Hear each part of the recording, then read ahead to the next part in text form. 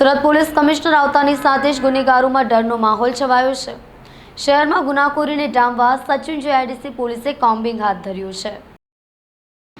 સુરત શહેર પોલીસ દ્વારા police commissioner Anupamsinh ગેહલોતની સૂચનાથી શહેરમાં ગુનાખોરીને ડામવા તેમજ રીઢા ગુનેગારોને ઝડપી પાડવા તેમની પર સકંજો કસવા માટે શહેરના અલગ અલગ વિસ્તારોમાં ડીસીપી કક્ષાના અધિકારીઓ સહિત એસીપી પોલીસ ઇન્સ્પેક્ટર અને અન્ય પોલીસ કર્મીઓ મળીને વહેલી સવારે અને રાત્રિ દરમિયાન કોમ્બિંગ હાથ ધરવાની કામગીરી કરવામાં આવી રહી છે। આ કામગીરી દરમિયાન જે વિસ્તારના પોલીસ સ્ટેશનમાં પોલીસના ચોપડે નોંધાયેલા રીઢા ગુનેગારોને પકડીને તેમની પર કાયદેસરની કાર્યવાહીની કામગીરી કરવામાં આવી રહી છે। સુરત શહેર આમ તો મિની ભારત તરીકે ઓળખાય છે। દેશના અલગ અલગ રાજ્યોમાંથી આવીને ધંધા રોજગાર માટે સુરત શહેરમાં વસતા લોકોમાં ગુનાખોરીનું પ્રમાણ વધુ જોવા મળતું હોય છે।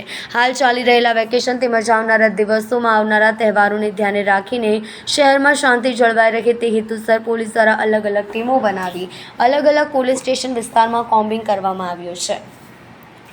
જેમાં આજરોજ શહેરમાં સચિન જીઆઈડીસી વિસ્તારમાં પોલીસ ચોપડે નોંધાયેલા ગુનાહિત ઇતિહાસ ધરાવતા ઇસમોને ચેક કરવામાં આવ્યા હતા।